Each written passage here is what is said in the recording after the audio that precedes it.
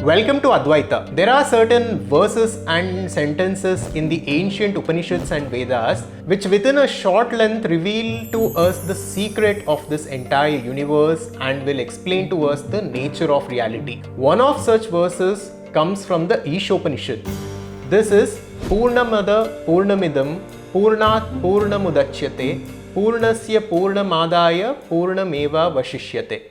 This small verse, which is actually a Shanti mantra which is chanted at the beginning of the Upanishad, reveals to us the secret of the entire existence, and this reveals to us what is the nature of reality. So in this video, let us understand this verse in its fullness and let us decode the essential teaching of this verse. Before we start, let me chant this verse in full length. Om Purnam Adah Purnam Idam Purnat Purnam Udachyate Purnasya Purnam Adah Purnam Avashishyate. Om Shanti Shanti Shanti. Now what does it mean? Purnam translates to absolute or infinite or complete. I call it absolute infinite because when we talk about infinites, mathematicians tell us that there are higher infinites and there are lower infinites. But when Vedanta speaks about the infinite, it is talking about something which is an absolute infinite, which means that there is nothing higher than that. Purnam refers to that absolute infinite. Now let us break up this verse and understand each part of it to get the complete meaning out of it. Purnam Adah Purnam Idam translates to that is absolute infinite and this is an absolute infinite. That refers to God or consciousness. And this refers to the world that we see all around us. This part is telling us that God is an absolute infinite and this world is also an absolute infinite.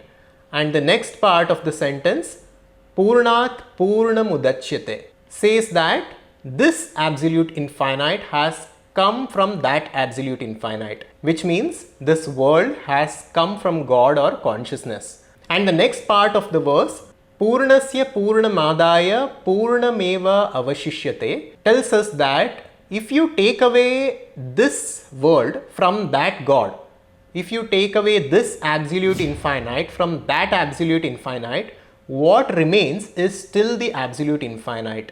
This is the complete translation of this verse. Now, there are a lot of contradictions here and it is very cryptic. So it is difficult to understand it right away. But this is a very profound verse which talks about the nature of reality. And if we understand this properly, we will understand the essence of the entire Vedanta itself. Now we can actually understand the entire thing by just understanding the word Purnam. If we truly get what this verse is talking about when it says Purnam, we will understand the rest of the verse very easily. Now Purnam is not an object for us to conceive or for us to grasp and understand. It is something which is beyond all objects, but yet it is something in which all the objects exist. Now think about it very deeply. What is an absolute infinite? Something which is an absolute has no boundaries to it, has no limits to it, right? Whatever object has any limit can never be the absolute. And whatever is the absolute can have no limits to it. Something which is absolute will exist before time and will exist after time. And it will exist in and through space and it will exist in and through every object that we see all around us. This is the meaning of Purnam. Now the reality that the Vedanta is pointing towards when it says Purnam is very similar to the Buddhist concept of Shunyam. Now, Shunyam is zero, right? It's void or it is nothingness. Nothingness and an absolute infinite might seem like a contradiction to us. It will seem to us that these two things are very different from each other. But if you really think about it, they are one and the same, because that which is an absolute, which is in and through everything, is in fact nothing, because it is not a thing. Something which is a thing is a matter and an object, and matter and an object can never be absolute.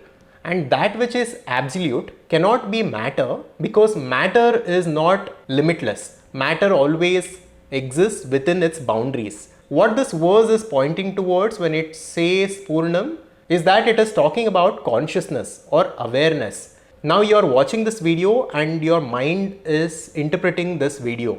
But then there is your awareness which is behind your mind, which is actually experiencing this video. Now, this Purnam refers to that awareness which is within you, which is in essence you yourself. This Purnam is the consciousness within each one of us. And the nature of consciousness is such that it does not have any limit. It is an absolute infinite. It does not have any limit in space, time or object, because this awareness is beyond any qualities. Every quality and every experience and every object is illumined and is experienced in this awareness, but none of it has any effect on that awareness and none of it touch that awareness. Such is the nature of awareness or consciousness, and Purnam here refers to that consciousness or awareness. Now let's get back to the topic of Purnam and Shunyam. Now Shunyam refers to nothingness. Nothing refers to not a thing. Now if this Purnam is nothing but Shunyam, and if this Shunyam is zero, we can understand this mathematically also. The second part of the verse says Purnasya Purnam Adaya Purnam Eva Avashishyate. This means that if you take away 0 from 0, what remains is still 0. This sounds very silly and this sounds obvious to us, but this is pointing towards the nature of reality, and this is talking about something which is very subtle. So to understand this, let us look at an example. Now this is an example which is given by Adi Shankaracharya in many of his works, which is the clay and the pot. And Adi Shankaracharya explains it in this way. If you take a pot for example, a pot is made up of clay, and the clay is in and through the pot. Every corner of the pot, every point within the pot, and everywhere in and through the pot, what is there is clay alone. So a pot cannot exist without clay, but the clay can exist without the pot. So the clay is the cause and the pot is the effect, and the clay is God and pot is the world that we see all around us. Now what is a pot? Pot is a name that we have given to a certain arrangement of clay. Pot is nothing other than clay itself, but for a certain arrangement of clay, we call it pot. It is just a name. So if you remove the name pot from the clay, and if you, let's say, in this example, let's say if we break the pot, what remains is the clay alone, which existed before the pot. So this is how we can understand this verse. Just like the example of clay and the pot, this world that we see all around us is a certain arrangement and is a certain manifestation of God or pure consciousness. So it is nothing apart from consciousness. Whatever we are experiencing right now is all happening within consciousness, and it is happening through consciousness, and all the objects that we are experiencing is made of consciousness. So just like how the pot is made in and through of clay, this world is made in and through of God or that Purnam or that pure consciousness. So just like how if you remove the name pot from the clay will still remain. If you remove the name world from consciousness, consciousness still remains. And this is the meaning of Purnasya Purnam Adaya Purnam Eva Avashishyate. I hope you got some understanding about the nature of universe and the nature of reality through this simple small verse. And I know this was very cryptic, and for most of us it is quite difficult to grasp and understand. But when we truly understand what this verse is pointing towards, we will understand the nature of reality and we will see God.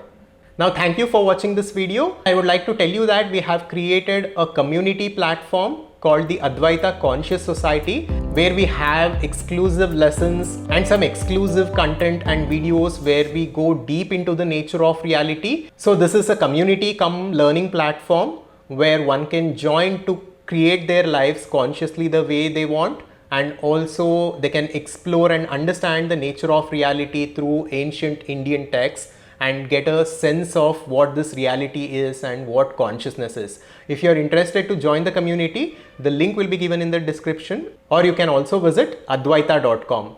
Thank you, and I'll see you on the next video.